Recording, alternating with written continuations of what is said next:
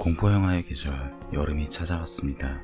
아마 지금 제 채널을 보고 계신 분들도 혹은 공포영화를 좋아하는 분들이라면 올해 여름엔 어떤 영화들이 나올지 기대하고 계시겠네요.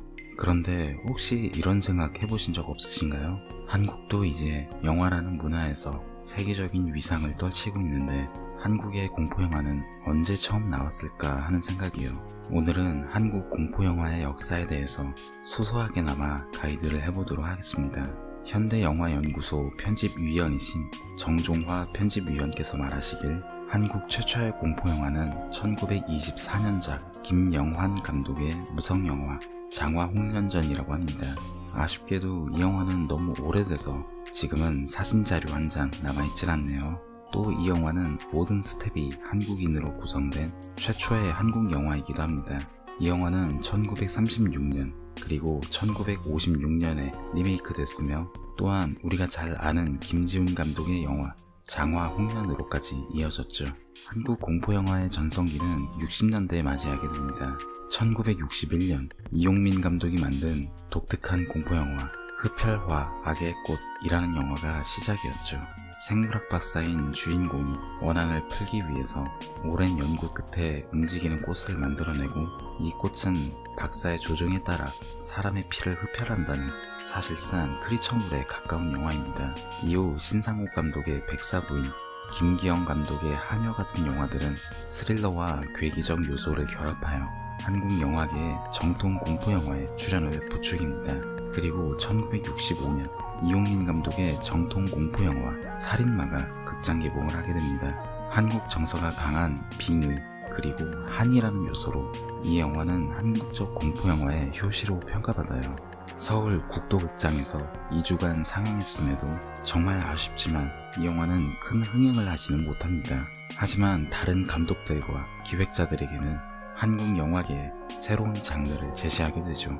이후 이용민 감독은 계속해서 목 없는 미녀 1966년, 악마와 미녀 1969년, 위험한 남편 1970년, 사녀의 한 1971년, 공포의 이중인간 1974년, 흑귀 1976년 등의 공포영화를 계속해서 제작하게 됩니다.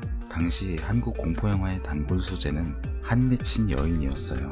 여자가 한을 품으면 온유월에도 서리가 내린다는 속담처럼 어쩌면 그 당시에는 하얀 소복을 입은 여자 귀신이 사람들에겐 가장 무서운 존재로서 와닿은 게 아닐까 싶네요. 하지만 그렇다고 아무나 해코지를 하는 것은 아니고 오로지 자신을 해친 사람에게만 복수를 하고 그 이후 평안을 찾는다는 내용은 동양의 회귀사상 혹은 자연합일 정신과 부합하는 주제이기도 합니다.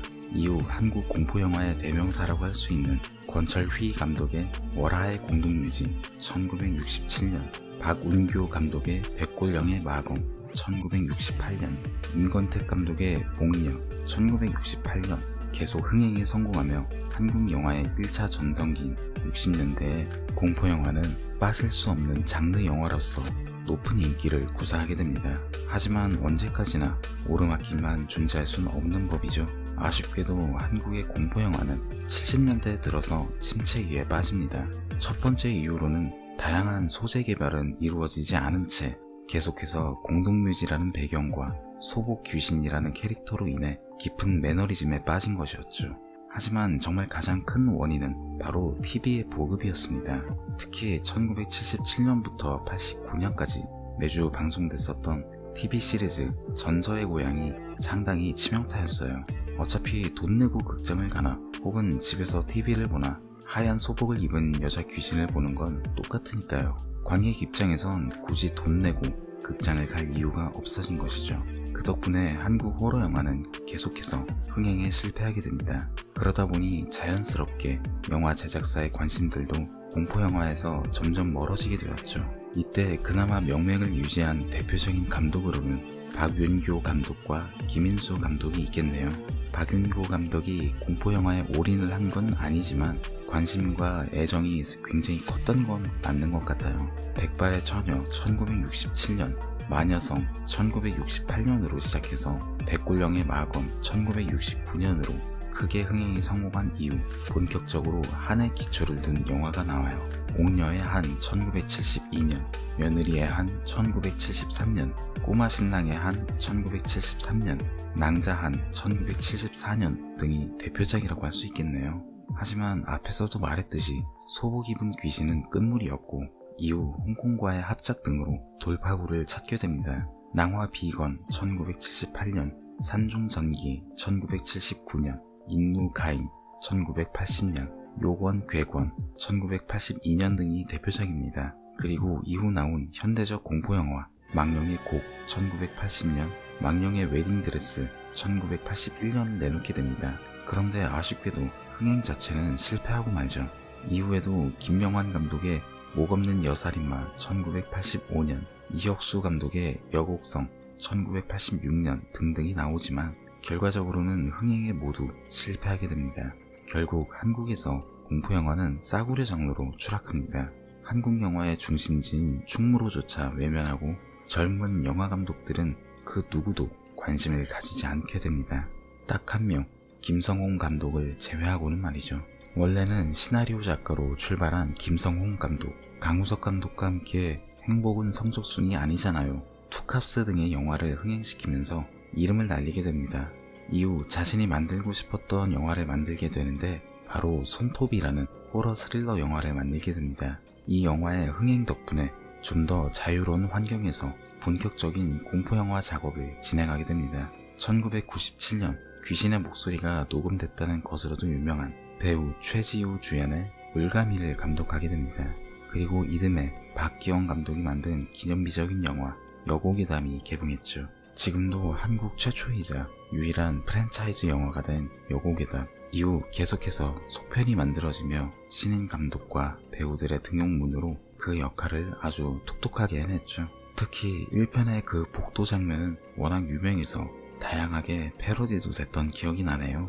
이후 공포와 코미디가 결합된 신장개혁 1999년, 주로 코믹한 배역을 맡았던 배우 박중훈이 살인마로 변신한 Say Yes 2001년 등을 만들면서 계속 공포영화를 리드합니다. 그러나 2000년대 초반의 한국 공포영화는 정말 아쉽게도 웨스 크레이븐의 새로운 명작 스크림 시리즈의 그림자를 벗어나지 못하게 됩니다. 세계적으로 새로운 호러 영화의 시작을 알리는 영화였고 특히 유행에 민감한 한국에서도 스크림 따라잡기의 혈안이었죠. 김인수 감독의 해변으로 가다 2000년 작품이 대표적이네요. 특히 김기훈 감독의 찍히면 죽는다 2000년의 경우 그 처참한 퀄리티 때문인지 찍은 놈 죽는다 라는 멸칭으로 불렸어요. 그 와중에 유일한 희망은 안병기 감독이었습니다. 데뷔작 가위 2000년의 평가와 흥행도 가장 좋았고 이후 차기작이었던 폰 2002년 또한 흥행에 성공했죠. 이러한 성공에 자극을 받은 덕분인지는 몰라도 드디어 2003년 여러분이 너무나 잘 알고 계시는 한국 공포영화의 명작이자 김지훈 감독의 영화 장화홍련 2003년이 개봉하게 됩니다. 점프스케어 없이 화려한 미장센과 배우들의 연기 그리고 시종일관 사람을 압박하는 분위기 등등 이러한 특징은 이후 또 다른 수장영화 공수창 감독의 알포인트 2004년에서도 두드러집니다. 두 영화의 흥행과 비평에서의 성공으로 인해서 한국에서 여름 공포영화의 계절이라는 공식이 완성됩니다. 이후 수많은 공포영화들이 여름이 되면 쏟아지게 됐죠. 다만 개인적으로는 조금 아쉬운 느낌이 많이 듭니다.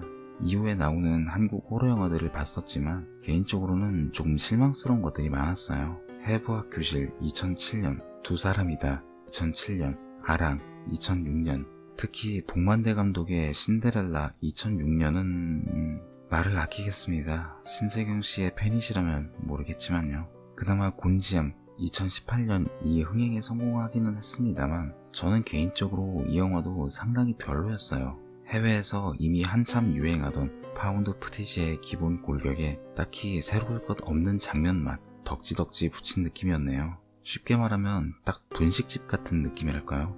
일단 들어가서 메뉴판을 한번 쓱 보긴 하지만 누구나 다 잘 알고 있는 메뉴들과 익숙한 음식 맛 딱 그 정도의 느낌이었네요. 부디 앞으로는 유행이 아니라 한국만의 개성이 담긴 그런 신박한 공포영화들이 많이 나오길 바라면서 저는 이만 오늘의 가이드 마치겠습니다. 이상 가이드 B였습니다. 감사합니다.